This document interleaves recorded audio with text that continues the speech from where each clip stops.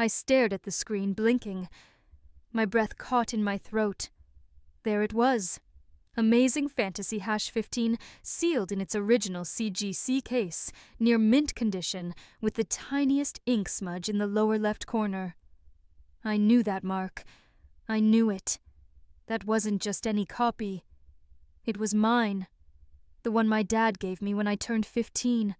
The one I'd sealed away like treasure, like a relic of a life I couldn't bear to forget.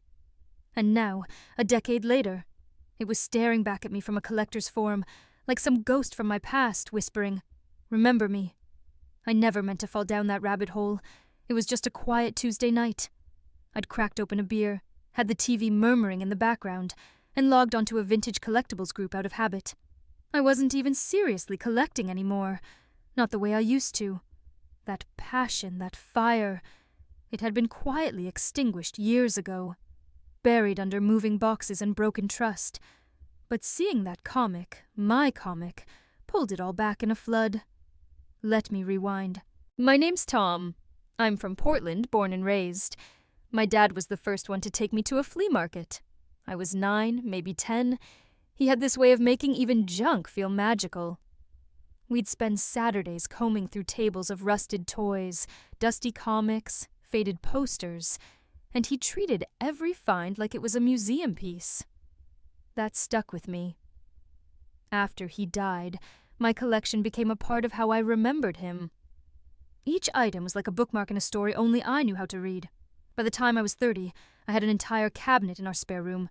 Oakwood, custom built, with a lock only I had the key to. First edition comics, boxed action figures from the 80s, signed memorabilia.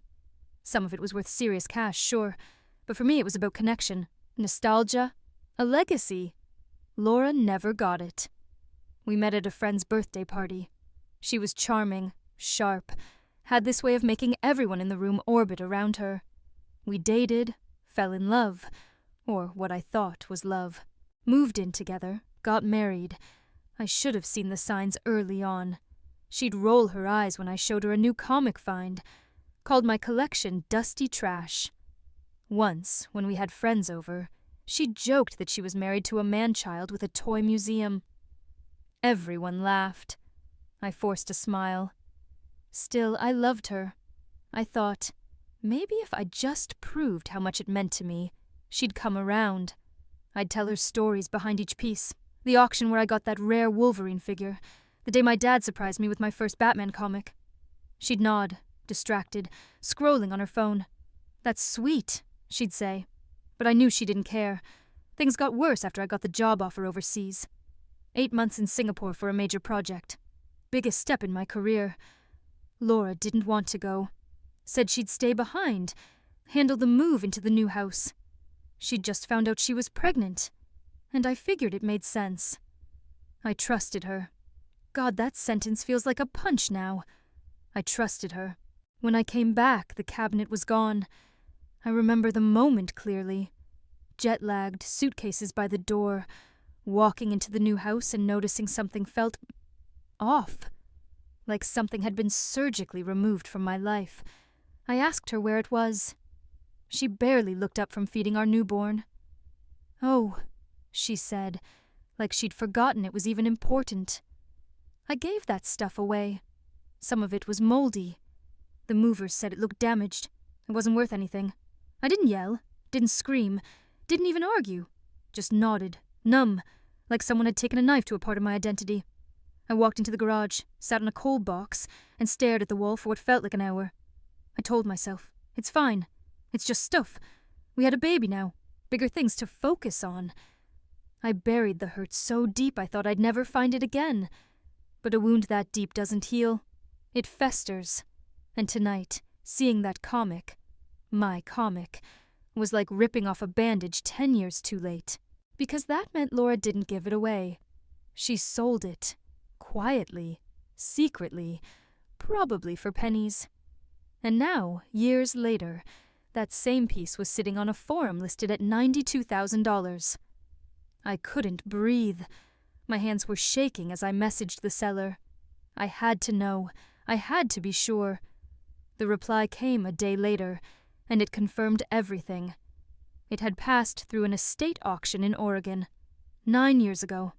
That was the year I came home and found my cabinet gone, and that was just the beginning.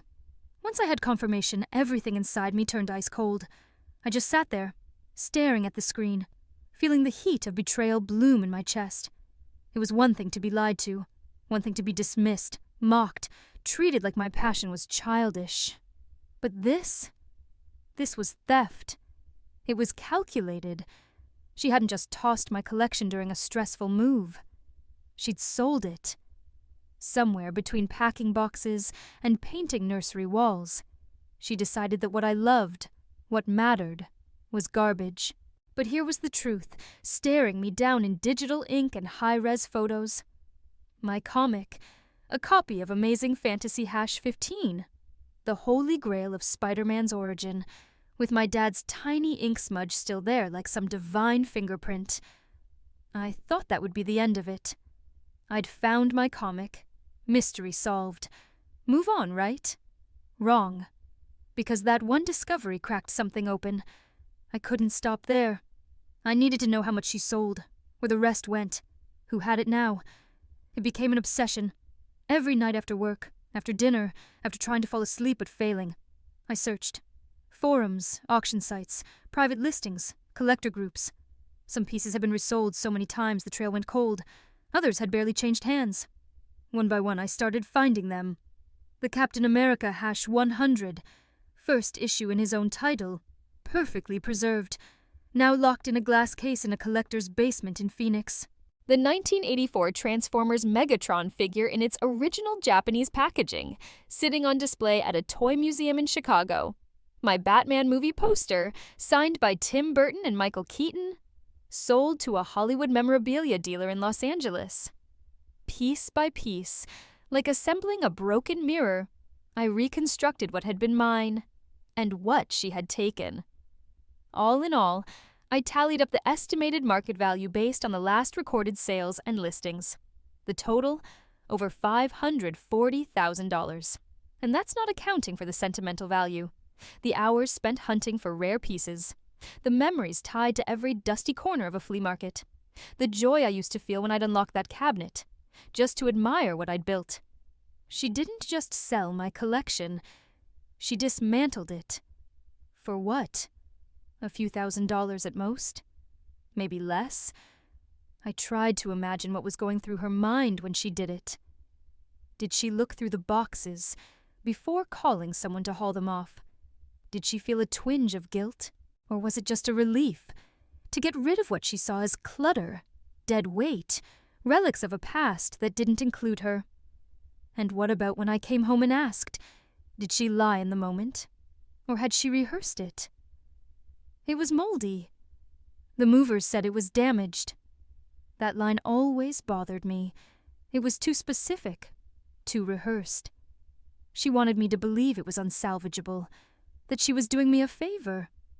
I thought back to our marriage, the quiet way it crumbled. There was never a big blowout, just distance, muted conversations, nights spent in different rooms. I used to blame myself. Maybe I worked too much. Maybe I wasn't affectionate enough. But now, I realized, the betrayal didn't start with the cabinet. It started with the way she stopped seeing me, the way she decided her opinion outweighed my passion, the way she casually erased something sacred to me and expected me to be fine. And I had been fine. I let it go. I buried it. Because we had a child, because we had a life, because I thought choosing peace was more important than holding a grudge. But peace built on lies? That's not peace. That's surrender. I didn't want revenge. Not in the dramatic, burn the house down kind of way. I didn't want to sue her or demand compensation. What would that even accomplish? The money was long gone, spent on God knows what. Nursery furniture, yoga classes, throw pillows, lattes. What I wanted, what I needed, was the truth to be acknowledged. So I printed out the spreadsheet I'd made. Every item I'd tracked down. Market values, auction sources, photos of the pieces. At the bottom of the final page, I wrote one line in red ink. You didn't just sell toys, you sold a legacy. I mailed it to her without a return address. No letter, no threats, just the facts. And that one sentence. I didn't expect a reply, and I didn't get one. But a few weeks later I got a text. Just one line. "I never thought you'd find out." That hit harder than any confession. It wasn't denial. It wasn't apology. It was confirmation. She knew what she'd done. And suddenly, silence didn't feel like closure anymore. It felt like unfinished business. That single text stayed on my phone screen longer than I want to admit. "I never thought you'd find out." No apology. No regret. Just the stunned realization that her secret hadn't stayed buried. And beneath it, something colder. A quiet smugness, like she'd almost gotten away with it. I didn't respond. What was there to say?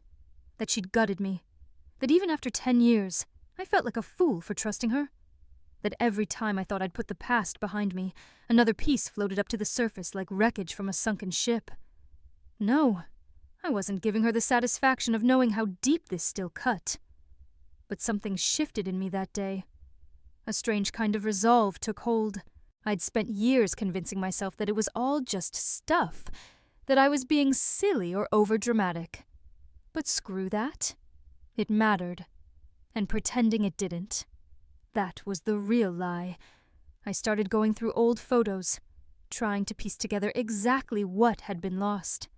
Birthday shots with me holding a new comic, random photos of my dad and me at a toy convention, blurry phone pics of a flea market haul. One photo stood out, me standing proudly next to the cabinet, arms crossed, grinning like a kid showing off his treasure chest. Laura had taken it. I could even remember her saying, "Say cheese, Indiana Jones of Nerdville," followed by a sarcastic laugh. I'd laughed too, brushing it off. I looked closer. Behind me, you could see everything. The sealed Superman #1 reprint, the Star Wars Kenner figures, the signed Blade Runner poster, a limited-run Watchmen bust. Every piece in that frame had a story. Every piece was now gone. I posted the photo anonymously in a few forums, asking collectors if they'd seen any of the items.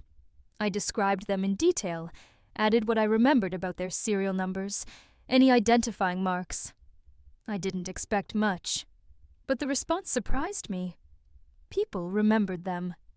Apparently, they'd all been sold through the same estate seller in Oregon, a now closed liquidation business that used to deal in personal downsizing. A few users had even bought directly from them.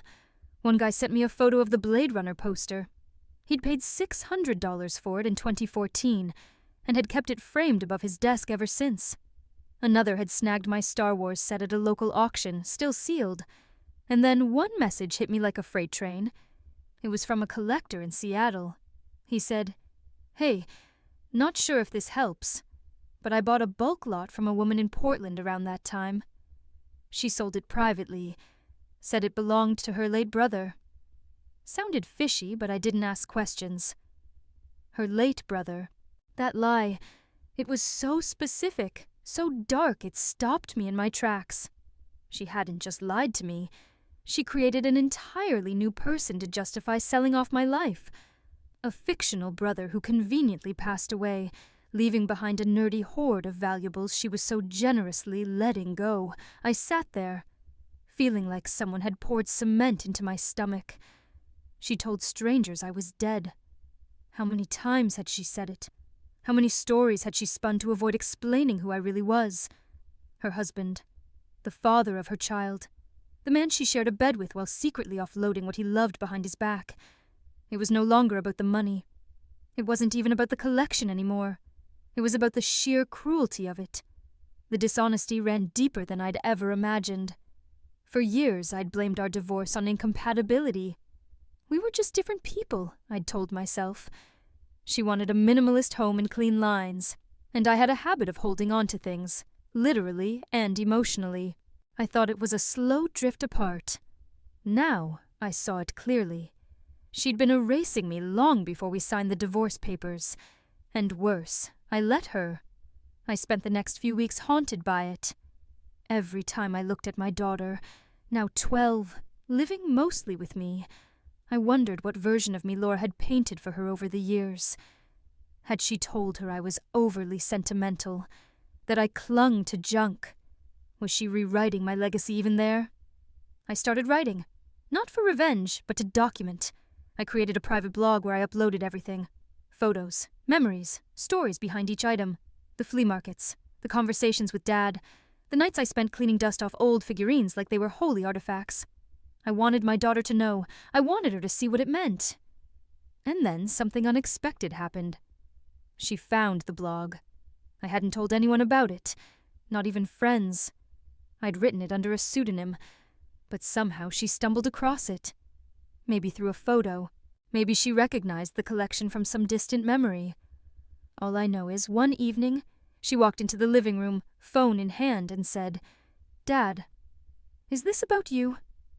I nodded. She didn't say anything for a while, just scrolled, slowly, quietly, reading. Then she looked up and said, "Mom always said you got rid of that stuff because you didn't care anymore." That nearly broke me. I didn't know what to say. Her voice was small, uncertain, the way kids talk when they've realized something important, but don't know how to process it yet. I looked at her and felt the weight of a decade settle into my chest all at once.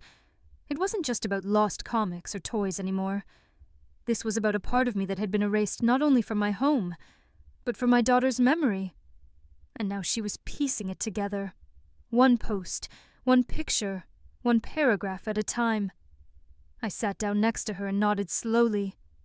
"I didn't throw it away," I said, my voice rougher than I intended. I loved that collection. Every single piece meant something to me. Your grandpa and I. It was our thing. It connected us. It reminded me who I was, even when life got complicated. She stared at the screen for a while longer, scrolling through the old photos I'd posted, reading the stories behind each item. When she came across a picture of me and my dad at a comic convention, her age at the time maybe 6 or 7, she leaned in, whispering, "You look so happy here." I swallowed hard. "Yeah," I said. "I was." We didn't talk much after that. She went to her room and I let her sit with it. Kids are smart. Smarter than we give them credit for. I knew she was processing. But I also knew something had shifted.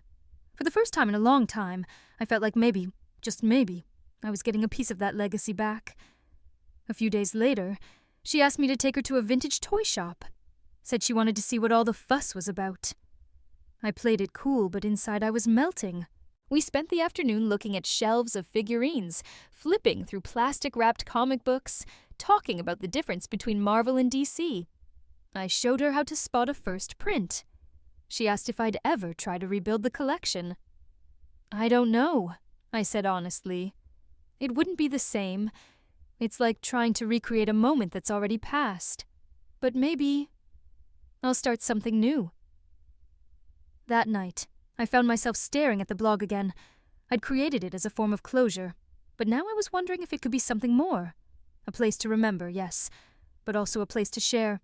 For people who'd had pieces of themselves taken, or dismissed or sold off by someone who didn't understand their worth. That idea stuck with me, but even as I tried to move forward, a part of me couldn't stop circling back to her. To Laura. She hadn't replied after that one message. No apology, no explanation. Just that line, "I never thought you'd find out." Like it was a slip-up. Like she was annoyed that her secret had finally tripped over its own shadow. And the more I thought about it, the more I realized she still had no idea what she'd taken. She thought it was about stuff, boxes, plastic, paper. But she never understood what those things meant. And she still didn't. So I did something I didn't think I'd ever do again. I reached out. I wrote an email. Not angry, not bitter. Just direct. "I'm not looking for anything from you. Not money, not an apology. But I need you to understand something. What you sold wasn't junk. It was history, memory. My father's hand in mine. Saturday mornings at the flea market. That cabinet didn't just hold comics and toys. It held me. And you didn't ask. You didn't talk to me. You just decided. And that decision, more than the collection itself, is what broke us.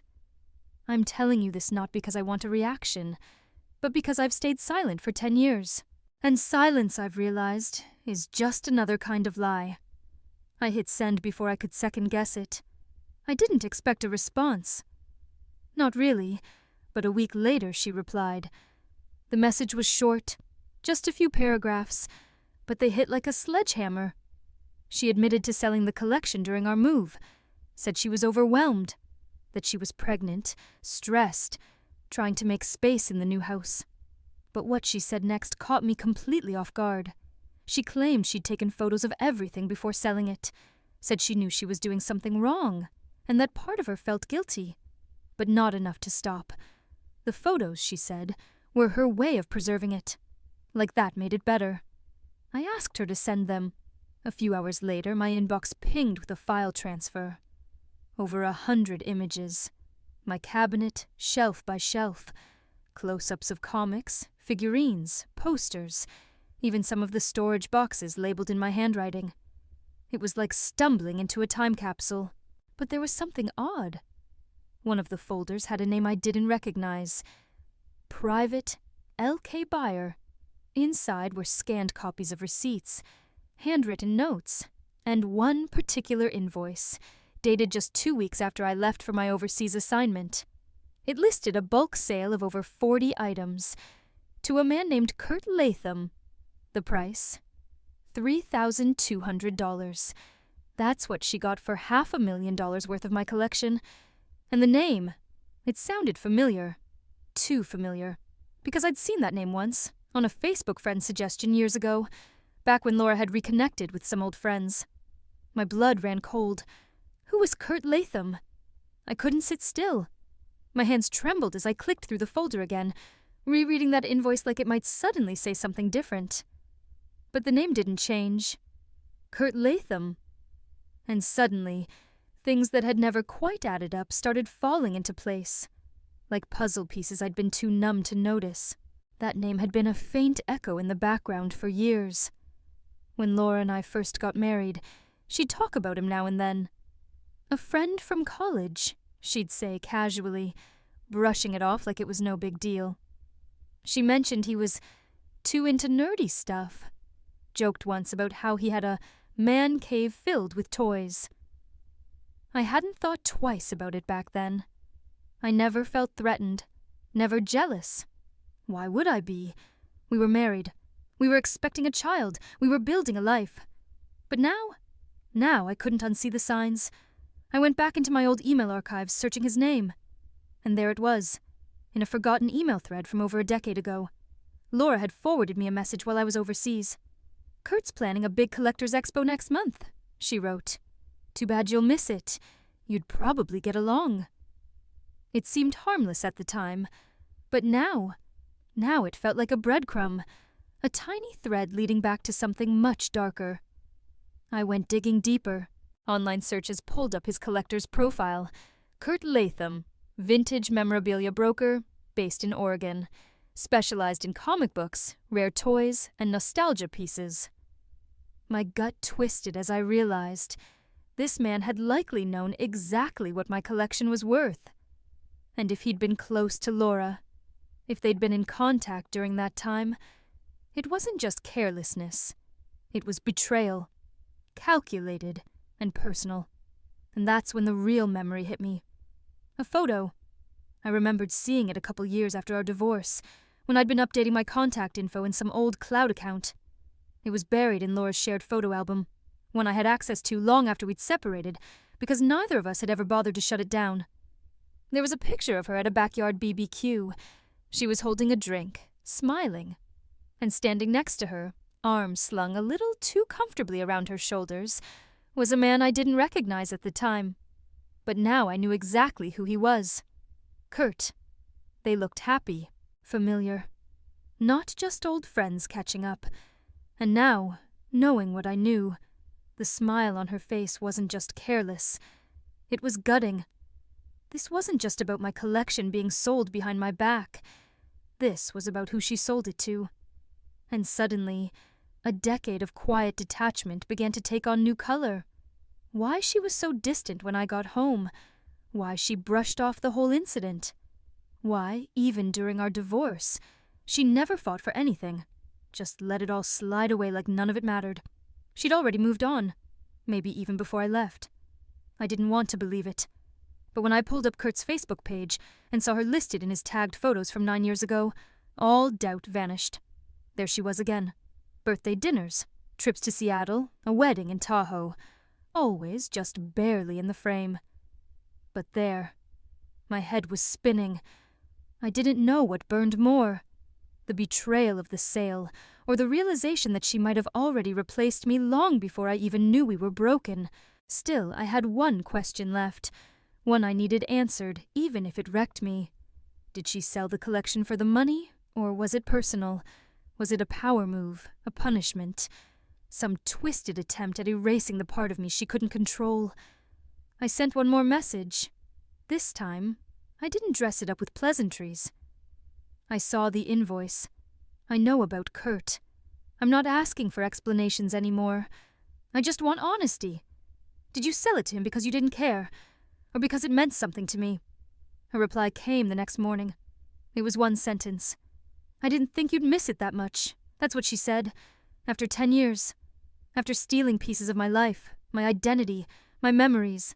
After turning what was sacred into a transaction. She reduced it all to a single dismissive line. I stared at it for a long time. Not because I was shocked, but because I finally understood.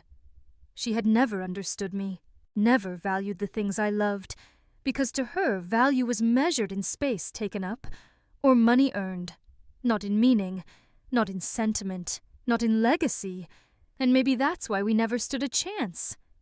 But I wasn't going to let that be the end of it. Because suddenly, I had a new question, one that gnawed at me more than any betrayal or sale ever could. If she sold my collection to Kurt, what else had she given him? I didn't respond to her message. I didn't have to. There was nothing left to say that wouldn't cheapen it all further. I didn't think you'd miss it that much. That sentence repeated in my head for days, like some cruel joke the universe kept whispering whenever I tried to focus on anything else. I couldn't let it go. Not because I wanted revenge. I was well past the point of caring about justice. But because I needed to understand the full picture. I needed closure. I needed to know just how deep the rot had gone. So I dug. I started cross-referencing dates, bank statements, old calendar invites I had saved in the cloud, even emails I hadn't looked at in years. What I found made my stomach twist. While I was away overseas for those 8 months, working 12-hour days in a concrete office in Singapore, trying to save enough for our new house and baby, Laura had been meeting up with Kurt. Not just once or twice. Repeatedly. There were dinner reservations under her name in restaurants near his apartment. Movie tickets she bought and forgot to delete. A shared Dropbox folder of scanned photos. Some of mine, some hers, some from my dad's collection, that had been uploaded during that exact time.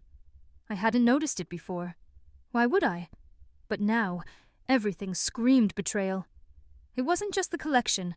She hadn't just cleared out my shelves. She'd handed over my memories, my father's legacy, to another man. And this wasn't just any guy. This was someone who knew what he was taking. Kurt wasn't some rando off Craigslist. He was a seasoned collector. He knew exactly what he was doing when he made that private estate purchase. I wouldn't be surprised if she offered it to him first. And if that's the case, then it was never about the stuff being moldy or worthless. That was a lie. An excuse she knew I'd swallow, because I trusted her. She used my trust like a tool, bent it to her will until I didn't question anything. Even now, I tried to remind myself that people make mistakes, that relationships die quietly more often than they explode, that maybe, just maybe, she hadn't meant to be cruel, but the more I uncovered, the more I realized. This wasn't an accident. It wasn't a misunderstanding. She knew what it meant to me, and she sold it anyway. So I reached out to Kurt. It took a few tries to get him to reply. I posed as a potential buyer first, asking about some rare 1980s action figures he had listed on a private collector's board. When he finally responded, I sent him a message straight from my real email. No games. Hi, Kurt. You bought a collection from a woman in Oregon about 10 years ago. A rare Amazing Fantasy #15, some Kenner prototypes, a few signed posters from San Diego Comic-Con. That collection wasn't hers to sell. It was mine. I didn't expect a reply, but I got one. His email was longer than I thought it would be. Calm. Professional, even. He didn't deny it. In fact, he confirmed that Laura had contacted him privately, said she was downsizing her late husband's belongings, claimed I had moved on emotionally, and that it would be better to let the past go. She made herself the widow of a living man. He said he paid her $12,000 for the entire collection. She seemed in a hurry to be rid of it, he wrote. I had a feeling it was worth more, but she signed all the paperwork so I didn't ask questions. $12,000. That's all it took for her to let it go. She pocketed the cash and probably thought I'd never know. I was staring at a collection now worth over $500,000, and even if I didn't care about the money, there was no denying what I'd lost. But the worst part, he still had some of it. Not the comic, he'd sold that years ago, but a few of the prototype figures, and an original print of a Star Wars poster, signed by Carrie Fisher and Mark Hamill, one my dad had gotten for me when I was 15. I remembered the day like it was yesterday. It was raining. We stood in line for hours. I still had the photo we took together, soaked through but grinning like idiots. That poster was hanging in Kurt's office now. He sent me a picture of it unprompted. I kept it because it was special, he wrote. Didn't realize it had sentimental value. I'm sorry. And just like that, something inside me snapped. Not from anger, not from pain, but from clarity. This wasn't about a poster. This wasn't even about betrayal anymore. This was about legacy. And now that I knew the full truth, I had one final thing to do. Not to hurt Laura, not to drag Kurt through the mud, but to reclaim something I'd let go of far too easily. It was time to get part of my collection back, even if it cost me everything. I didn't sleep that night. Not really. I just lay there, staring at the ceiling, thinking about the poster, the figures, the cabinet that used to hum softly when I'd crack it open under dim light, just to breathe in the past. That glass cabinet had once been a sanctuary. Now it was just a ghost of a time when things still made sense. By morning, I knew what I had to do. I wrote Kurt again, told him the truth, that the Carrie Fisher poster wasn't just ink and paper. It was one of the last things my dad ever gave me before he passed, that we'd waited in the rain together, that when I lost him to a heart attack just 2 years later, it became something more than memorabilia. It became a memory frozen in time. I didn't expect him to care, but he surprised me. He said he'd never realized that all these years it had just been part of a curated display, not knowing it was once someone's moment. It belongs with you, he wrote. I won't charge you. Just cover shipping. I was stunned. For the first time in this whole saga, someone showed me a shred of grace. No hidden motives, no smugness, just decency. A week later, the package arrived. When I unrolled the poster and saw my dad's handwriting still faint on the back, his scribbled, "We did it, buddy," in ballpoint pen, I broke down. I sat on the floor of my living room and cried like I hadn't cried in years. Not from sadness, but from relief, like I'd recovered a tiny sliver of who I used to be. That moment changed something in me. For 10 years, I'd buried the betrayal, smothered it with quiet smiles, polite conversations, trying to be the bigger person. I'd told myself it didn't matter, that I was over it. But truth is, I'd just been afraid to face it, because facing it meant acknowledging that the woman I loved, trusted with my heart and my future, hadn't seen me at all.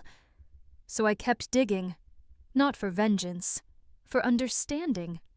I tracked down 3 other buyers who had unknowingly purchased pieces of my original collection. It took months, late-night emails, deep dives on obscure forums, even a Reddit thread where someone posted a photo of an old Kenner toy I recognized by a paint defect on its chest. That toy had been mine. I had logged the defect in an old spreadsheet I used to keep for insurance purposes. One buyer, a retired dentist in Chicago, agreed to let me buy the figure back, at market value.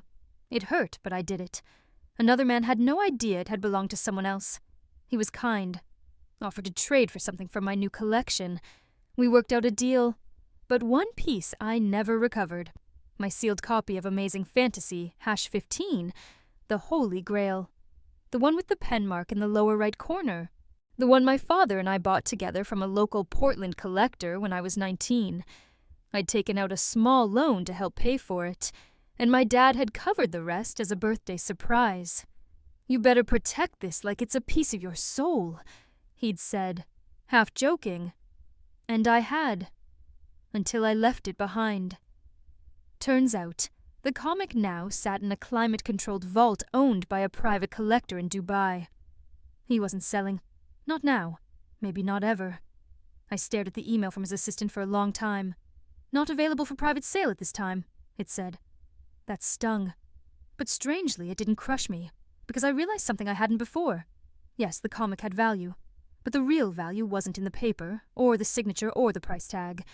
It was in the story behind it. And that story was still mine. Laura couldn't erase that. She couldn't sell the feeling of being 19 and breathless as I held it for the first time. She couldn't sell the way my dad laughed when I made him wear gloves to touch it. That was mine, and that's when I made peace with it all. Not because it didn't hurt, but because I wasn't going to let the worst thing she did define me anymore. I framed the poster, put it in my new office, next to a shadow box that held the reclaimed Kenner figure, along with a photo of my dad and me outside that rainy Comic-Con. I wasn't trying to rebuild the collection anymore. I was rebuilding me, and just when I thought it was all behind me, I got a call. A blocked number. I almost didn't answer. But curiosity got the better of me. It was Laura. Her voice was quiet, hesitant. "I know I don't deserve your time," she said, "but there's something I think you should know. About back then. About why I did it." Laura's voice trembled like she was waiting for me to scream. But I didn't. I let her talk. She told me she'd sold the collection out of spite, that she was pregnant, stressed, and furious I had left for 8 months.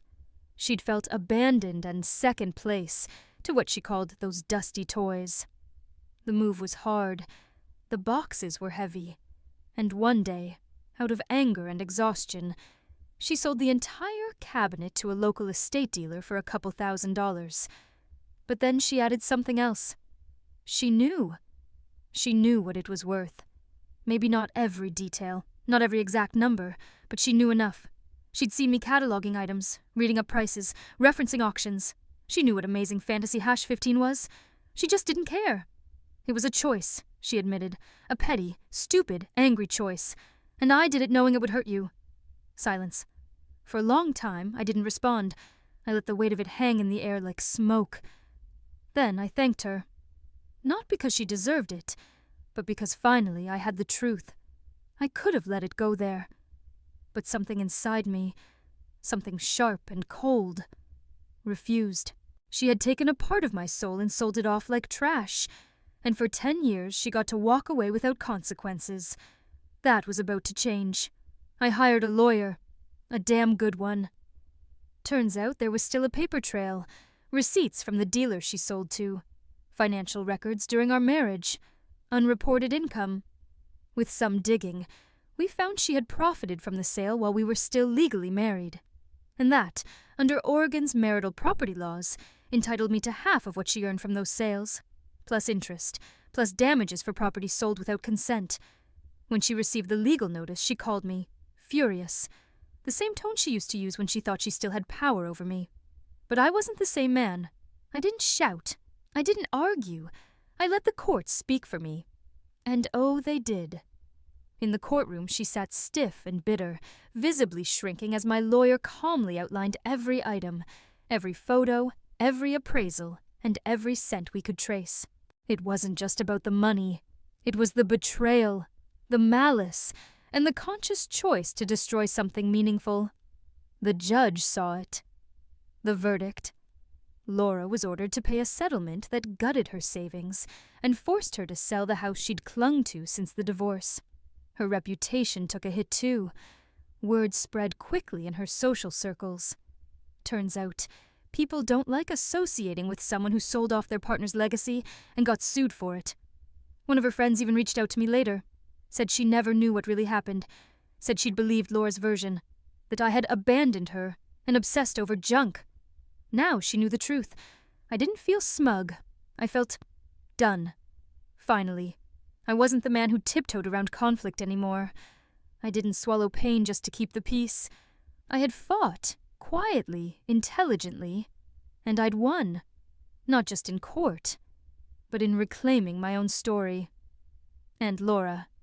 She faded. Lost her job a few months later after defaulting on debts. Tried launching an online business, but her reputation followed her like a shadow. People don't forget betrayal, especially when it's public record. She thought she could bury what she did under time and silence. But justice doesn't forget. And neither did I.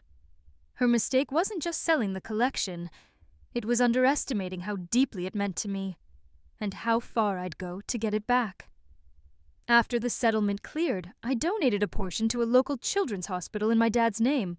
Set up a small fund for underprivileged kids who loved comics and art. Something good had to grow from all this. I live in Seattle now. My office has shelves lined with new pieces, some old, some new, but none as important as the ones I recovered. The Carrie Fisher poster still hangs beside my desk, and every time I glance at it, I feel grounded. I've started dating again. Nothing serious yet, but it feels good to connect without hiding who I am, or what I love. No more apologies for my passions. No more shrinking to fit into someone else's box. As for Laura, she tried emailing me once. Something vague like, "Can we talk?" I didn't reply, because some stories don't deserve a sequel. I sometimes wonder if she thinks about what she lost. Not the money, not the stuff, but me. The man who trusted her so deeply he left his soul in her hands, believing she'd protect it. She didn't just sell a collection. She sold a legacy. And now, she lives with that. Not in silence, but in shame. I smiled the last time I saw her at a distance. Alone, hurried, looking over her shoulder like someone haunted. Funny, I thought to myself. She always hated clutter. And yet, look at the mess she made.